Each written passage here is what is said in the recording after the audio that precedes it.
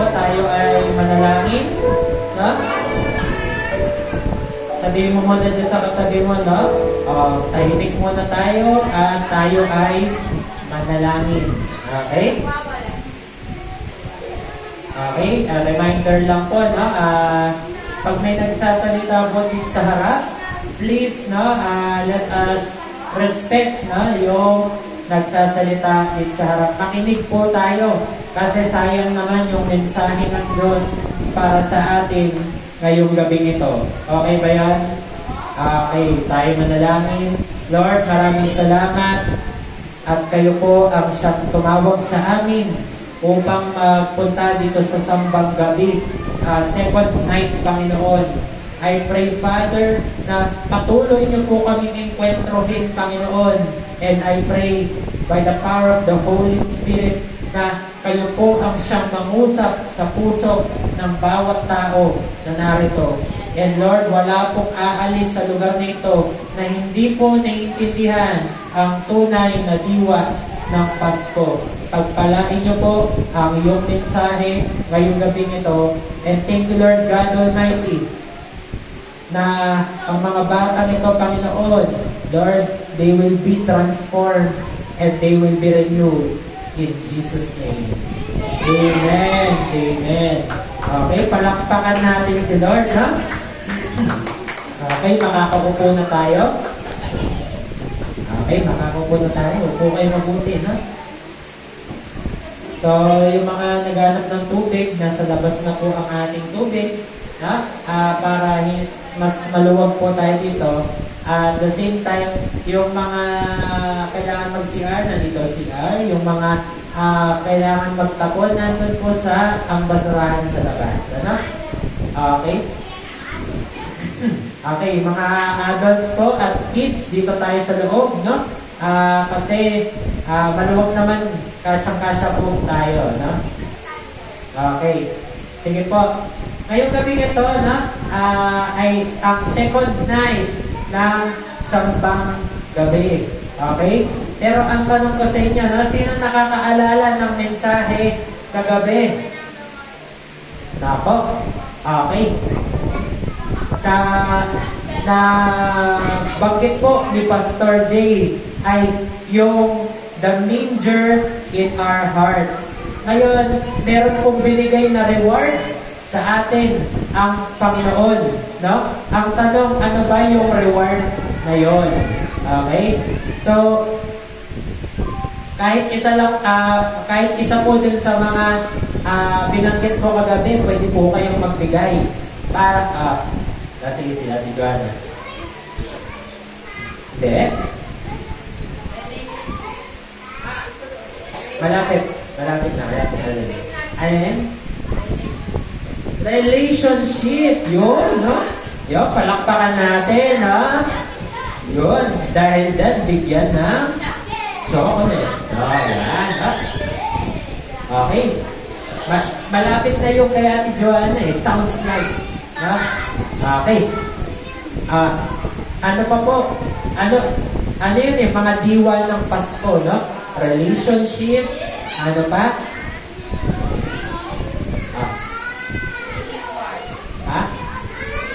Oy, winning wars, no? Oy, dalawa na yan. Nasa yan kung kanino mo gusto ibigay yan, no? Okay. Binigay niya kay Ate Joanna. Si Kim, ano? Mga anak, sagot mo natin. Art of? May art yun. Art of? Tapos art. Ginagawa ito sa pera padala at sa bangko. No? Sige. Si daw.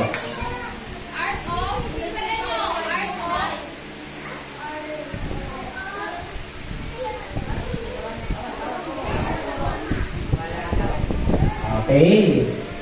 Nakuha na nila yung una, yung relationship, no? Ano yun rape word, no? Tapos sumunod, winning wars. Tapos yung A, no? At R ay art of Hindi. Remitting. No? Remitting. Ibig sabihin pagbibigay. No? At yung huli, yung B ay hindi. Discipling. Ayan, bigyan ng chocolate. Okay. Ngayon po ay excited na ang magbabahagi ng salita ng Diyos. Na? At tayo ay magsikupo na tayo sa mga upuan. At tayo makinig ng mensahe ng Panginoon. Sige po. Ngayon po ay tinatawagan ko po ang magiging na lingkod ng Diyos na si Nanay Crising. Yan. Excited na daw siya kahapon eh. No? Okay.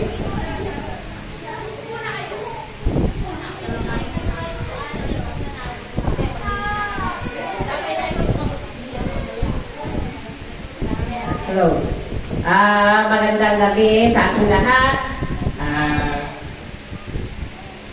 Ang aking ibabahagi sa gabi ito ay ang tunay na diwa ng Pasko. Okay. Bago lahat, tayo po ay manalangin. Father God, salamat po sa gabi ito, sa buong pinagkaloob sa amin. Salamat sa pangalawang gabi na amin pong pagsamba sa iyo sa gabi ito, Panginoon. Ikaw po ang siyang manguna, ikaw po ang siyang mamatnubay sa iyong lingkod, Panginoon, sapagkat wala po akong magagawa o kung wala ka sa aking tabi, Panginoon. Kaya ikaw ang siyang aming tinataas, ikaw ang siyang aming pinapupurihan. Ikaw lamang, Panginoon, ang siyang aming dadakilain sapagkat ikaw ang siyang nagbigay sa amin ng aming pong buhay. Salamat po, Ama. Ito po ang aming sabot kalangin sa pangalan ni Jesus. Amen. Okay. Wala akong dahil biglaan. Dapat sana may mga bigya kayo.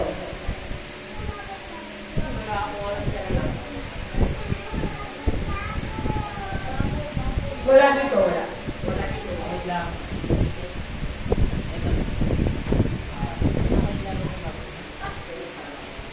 Okay. Okay. Wala din. Ayun yun. Kunin ninyo yung ibang Bible para makapagbasa. Kasi may mga Biblia kayo, sabi ko, magdala kayo ng Biblia, di ba? Okay. Ang ating pong babasahin ay sa Lucas. Lucas.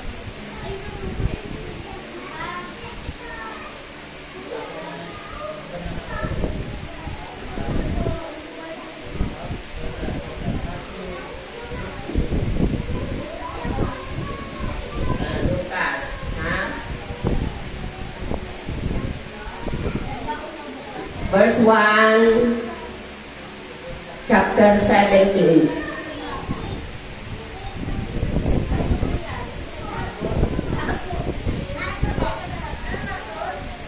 Verse 1, chapter 1, verse 78. 78.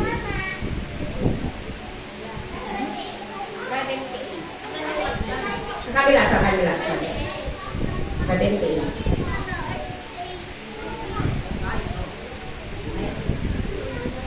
Ayan. Okay. Ako na ang magbasa para maunawain ninyo. Sabi niya dito, mapagmahal at mahahalagin ang ating Diyos. Magbukong ang liwayway na sa ating ang araw ng kaligtasan. Yan ang sabi ng ni Zacarias na ama ni Juan Bautista. Isusunod natin yung chapter 2 ng Lucas verse 11 to 16. Okay, basahin muna natin bago ko ito ipaliwanag. Nakita na ninyo? 11 hanggang 16. Sige, sundan ninyo ako.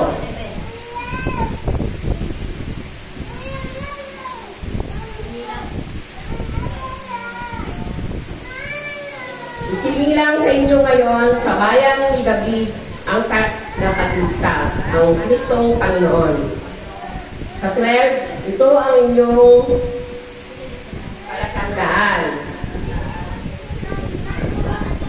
Matatagpuan ninyo ang isang tanggol na nababalot ng lagtin at nakahiga sa isang sabsaban. 13. Biglang lumitaw kasama ng anghel ang isang malaking hukbo ng mga anghel sa kalangitan. Sila nagpupuri sa Diyos at umaawit. Sa 14, papuri sa Diyos sa kaitaasan at sa lupa ay kapayapaan sa mga taong pinalulugdan niya. Sa verse 15, nang makaalis na ang mga anghel pabalik sa langit, ang mga pastol ay nag-usap-usap. Tayo na sa Bethlehem. Tignan natin ang pangyayari nito na ibinalita sa atin ng Panginoon. Nagmamadali silang pumunta roon at natagpuan nila sina Maria at Jose at naroon ang sanggol na nakahiga sa sabsaban. Okay. Makinig na. Paano kaya? Ang kamagat ng ating ay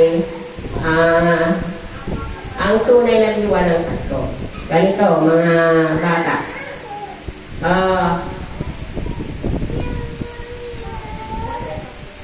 Ito, pagkatapos kong basahin ang text na ito, meron lang akong munting tula. Pakinggan ninyo ito at ito ang magsisimula ng aking mensahe. Sabi nga dito, maganda ang damit kung araw ng Pasko. Higit na maganda ang puso ng tao. Pinakamaganda sanggol sa sabsaban. Ang hatid ay tuwa at pagmamahalan. Sabi niya dito, maganda daw ang damit natin, lalo na sa araw ng Pasko, di ba? Lagi tayong nagpapabago ng ating damit sa tuwing araw ng Pasko. Ngayon, hindi lang pala yun yung maganda. Anong sabi niya sa pangalawa kong linya? Higit na maganda ang puso ng tao. Okay. Kung ang puso natin ay talagang mapagpakumbaba, masasabi natin maganda. Di ba? Dito sa pangatlong sinabi niya, pinakamaganda, sanggol sa sabsaban, ang hatid ay tuwa at pagmamahalan. Di ba? Ano yung unang binanggit ko na maganda? Gani. Yung pangalawa, puso. Sa pangatlo, tama. Sanggol sa sabsaban. Very good, nakikinig kayo. Salamat sa Diyos. Okay. Sabi ko nga,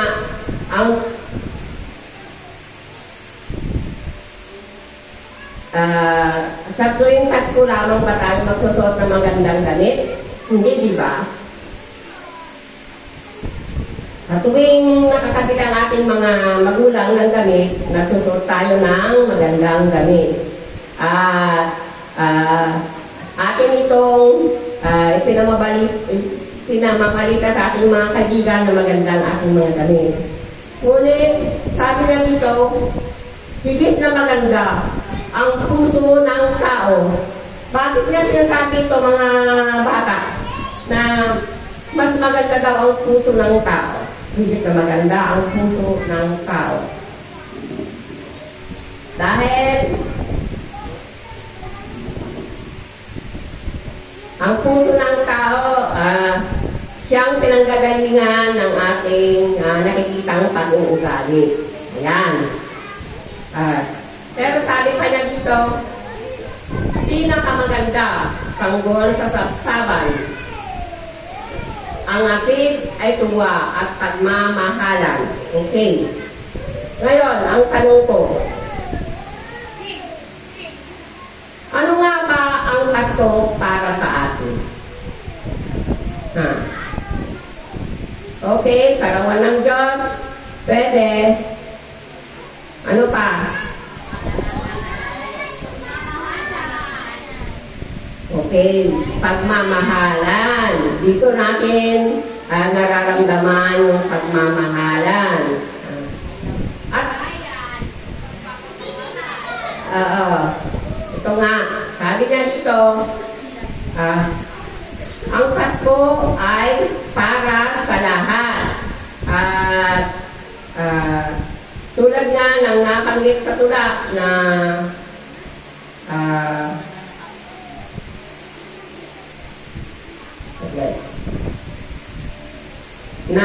kung ang puso natin ay talagang mapagpakumbaba at lalo na mga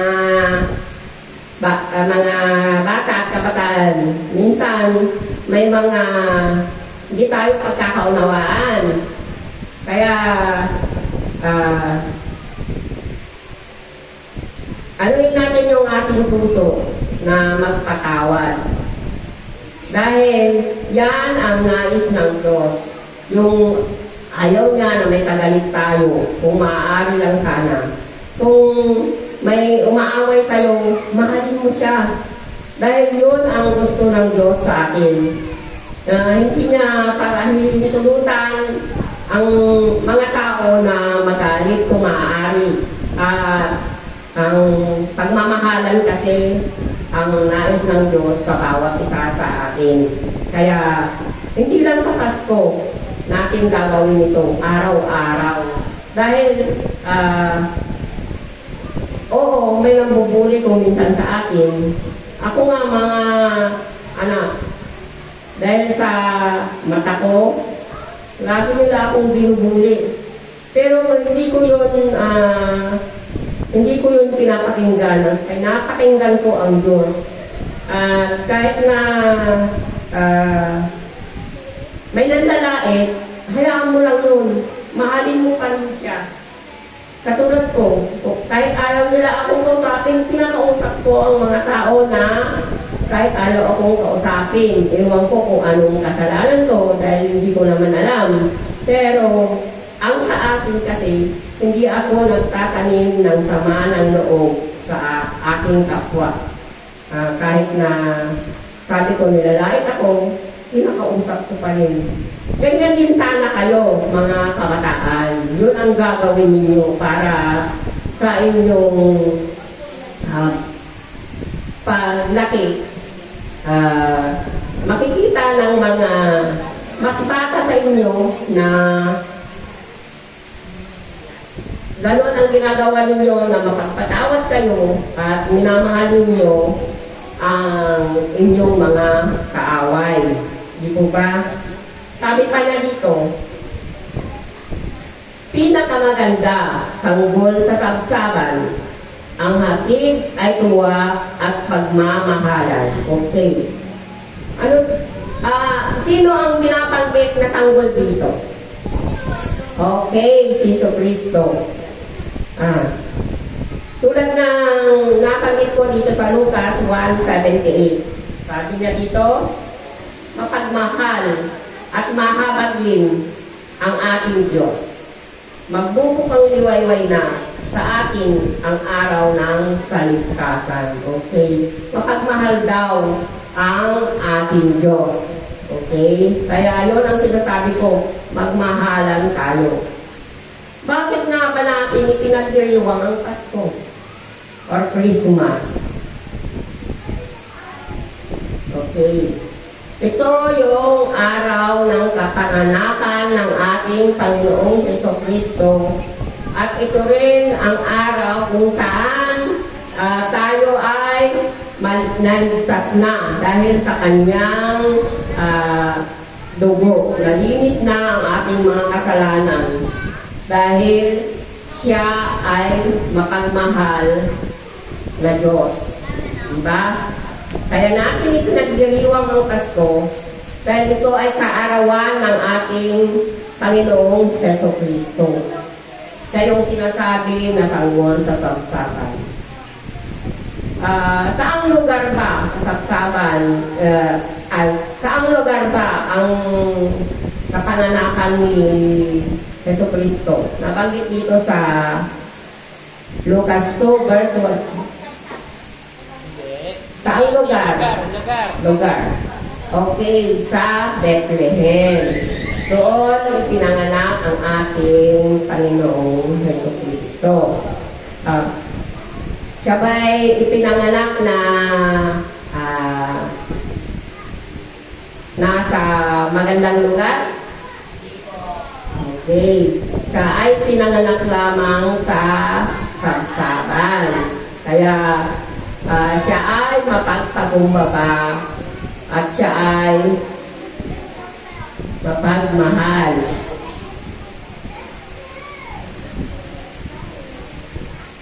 Doon ka sakto.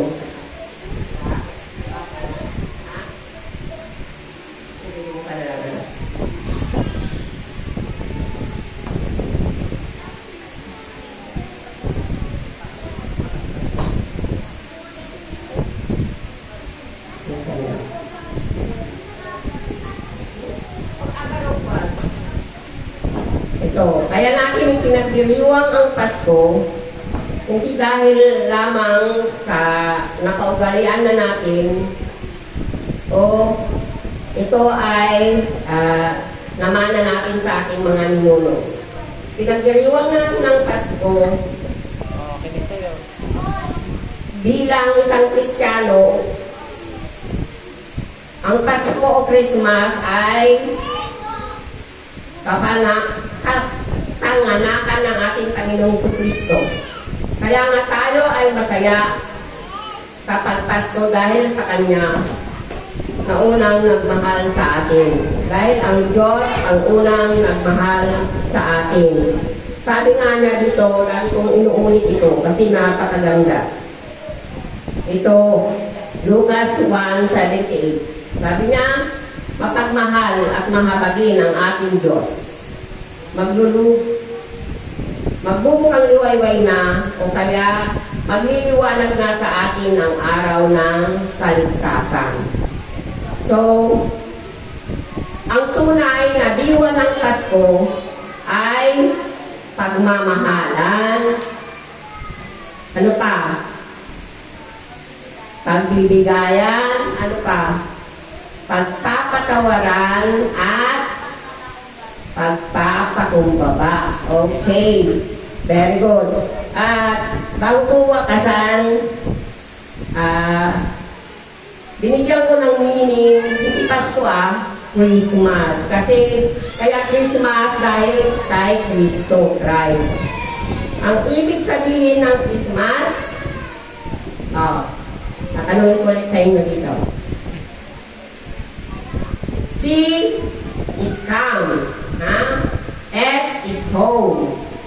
R is righteous. I intelligent. S Savior. T M me.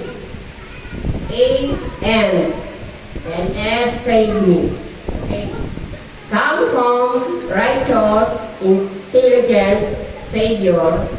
Take me and save me. Ito lang ito. Amen. Palakpakan naman natin si Nanay Crising. May natutunan ba kayo? Amen. Ano yung unang diwa ng Pasko? Pagmamahalan. Tapos bibigayan. Ano pa? Pagpapatawaran, pagpapakumbaba. Yan ang mga pagpag ng Pasko, Kaya, kailangan natin ang mga pagpag ng Pasko para maranasan natin ang pagpapala, pagmamahal, at ang kaligtasan ng ating Panginoon. Amen? Okay. So, upo na, no?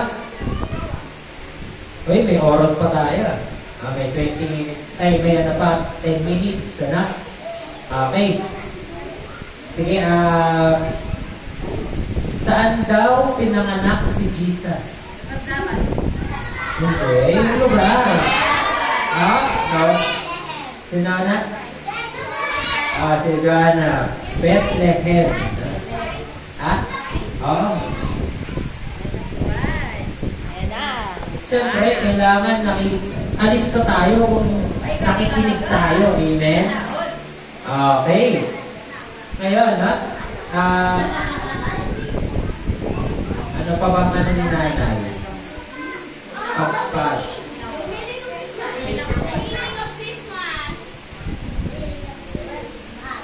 Yung Christmas, mahirap ilagan ng yata.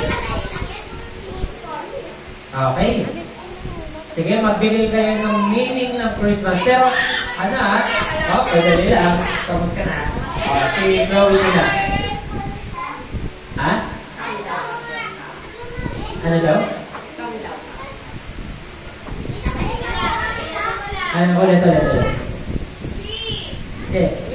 Kahit alin doon, di ba? CHRISTMAS yun. Kahit alin doon. Hindi. Okay. O, sino ba? No? Ning, ning, ning, ning, ning, ning, ning, ning, ning, ning, ning. Oo. Baka mabungi ka. So, dami na yung chocolate. Okay, dalawa. Okay. Ikaw ka na. Sino naman? Yung iba. Sige. Alam niyo, eto, bago tayo magtanong, no? Isang araw, sabi sa Bible, meron daw isang lalaki, no? Mayaman itong lalaking ito, tapos napadaan siya sa isang daanan, tapos pinagbubugbog siya at kinuha lahat ng kayamanan niya. Ninakawan siya. Ngayon, habang dumudugo siya nandun sa daan, sabi sa Bible, dumaan daw yung isang pare. Yung isang pare. Tapos sabi nung nabugbog, tulungan mo ako. Tapos, dumaan naman yung pare at hindi niya tinulungan. Sumunod daw, sabi ng Bible, may dumating na Levita. No? Tapos, ganun din yung ginawa niya, hindi niya tinulungan. Yung pangatlo, sabi sa Bible, etong taong ito, hindi man nila kalahi. No? Wala man siyang kaugnayan. Actually, kaaway dapat nila yung mga lahi ng taong ito. Pero nakita niya, may nabugbog, may nanakawan, may duguan. No? Anong ginawa niya? Agad-agad, lilinisan niya yung mga sugat, binenda niya. Hindi lang yun, binuhat niya, kinabit niya dun sa asno niya or donkey. Tapos dinala niya dun sa hotel at binayaran niya yung hotel. Sabi, magkano man yung kailangan ninyo para gumaling siya, babayaran ko kabalik ko. Basta, bigyan niyo siya ng pagkain at bigyan niyo siya ng mga gamot. Ba't ko sinasabi ito? Hindi kasi porket Kristiyano po tayo, marunong tayo magmahal. Amen? Yung Levita, ang Levita po ay mga tao na pumapasok ay mga taong naglilingkod sa Diyos. No? Naglilingkod po sila sa church. Yung mga, yung mga pare, sila po yung pumapasok sa presensya ng Diyos nung mga panahon nila. Pero isipin mo, isang walang pangalan na mama. Kaaway nila kung tutuusin. Pero siya pa yung tumulong. Tapos ang tanong ni Jesus, eto tanong ni Jesus dun sa mga tao. Sa tingin ninyo, sino sa kanilang tatlo ang magsasabi na tunay na nagmahal sa kapwa? Yung panghuli. Diba?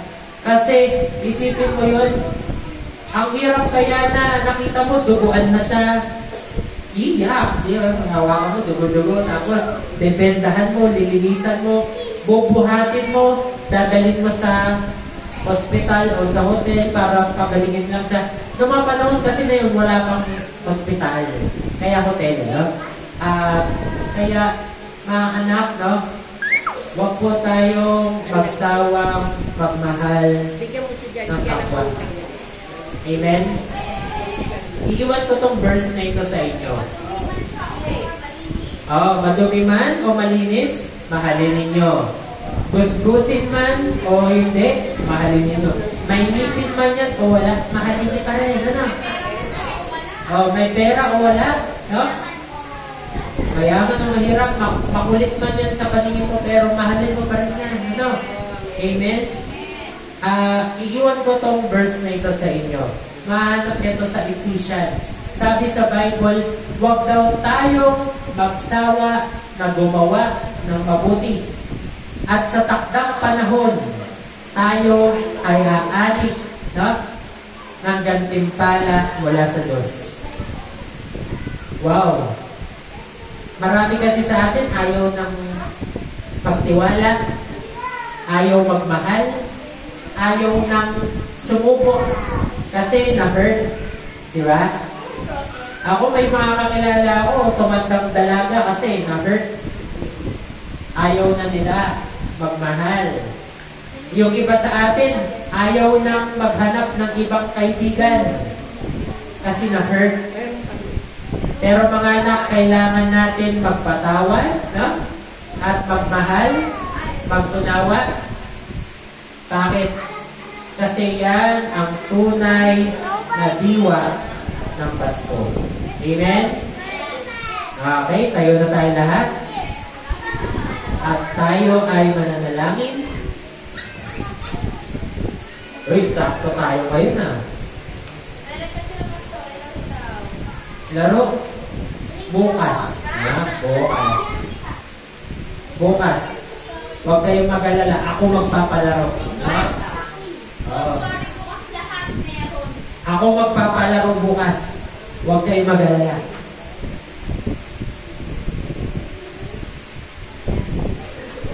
Ang unang makapanik sa tuktok ng church mananalo. Ay, di joke lang. Okay? So, natuto ba tayo ngayong gabi ito? Amen. No? Tayo manalangin na. Panginoon, maraming salamat sa second night ng Sambang Gabi. And Lord, we're so excited na for the third night bukas, Panginoon, na muli ay mangungusap kayo sa amin at salamat po, Panginoon, na kayo ang siyang magbibigay ng mensahe sa bawat tao na pupunta dito sa harapan ng pulpitong ito. Salamat po, Panginoon, that you have blessed your word sa puso ng mga batang ito, Panginoon. And I pray, Father, na ito ay bitbitin nila sa buong araw na ito hanggang bukas. Pagpalain niyo po ang bawat isa in Jesus' name. Amen. Okay, upo muna kayo. Meron ba tayong first timer? Wala, no? Makapun ba siya, no? Okay. Sige. Tayo na po tayo and receive the benediction of the Lord. Taas na natin ang ating mga kamay. No? Sa mga bago po, ang benediction, ang pinaka-importante pagdating sa isang serbisyo. Kaya huwag kayong agad umaalis. Bakit? Ito yung panahon ng pagre-release ng blessing para kayo ng Panginoon sa inyo. Amen? Okay. Sige po, taas natin ang mga kamay. Dear busy family, Welcome sa second night ng Sambang Gabi. And now receive this benediction. And may the Lord God Almighty, the Creator of the heaven and the earth, bless you and keep you. And may His face shine upon you and be very gracious to you. And may His face turn towards you, towards your health, your family, your career, your loved ones, and grant you shalom, shalom, and shalom. Mabuhay po tayo lahat, and see you bukas sa third night ng Sambang Gabi. O nga pala, ito, may assignment kayo. Nice. Sa lahat ng mga may pinagpe-pray ngayong Pasko, na, at gustong makamtan by this year, and even next year, no? Early next year, is eto, magbibigay po kami ng sticky notes. Ang gagawin nyo is isulat nyo dito lahat ng mga Christmas wishes natin. Amen? Huwag nyo nang pakahaba, no? Baka mamaya kami dito gusto ko po ng cellphone, sasakyan, umulang back to back pa. Ano? Yung pinaka-pinagpe-pray mo, pinaka-kailangan at importante sa'yo. No? Isulat nyo dyan, bukas ididikit natin dyan sa mga pader. Kahit hindi na. At the same time, habang nasa pader yan, na ipagpe-pray namin. Amen? Na ipagpe-pray namin. Kunwari, kinabit nyo dyan, kaayusan ng pamilya. Na pagpe-pray namin, no? Kung kinabit nyo dyan ay jowa, mag-aral muna kayo. Hindi mo ipagpe-pray. Okay? Kung kinabit nyo naman dyan ay yung mga blessing like financial breakthrough next year, okay lang din, no? Basta ibalik nyo bukas at ikabit natin dyan sa may pader. Okay? Lahat ba meron na? Bukas pa kakabit na, wala pang nakakasulat. Okay? Okay. Okay, see you bukas once again sa ating third night ng Sambang Gabi. God bless you all. God bless you guys.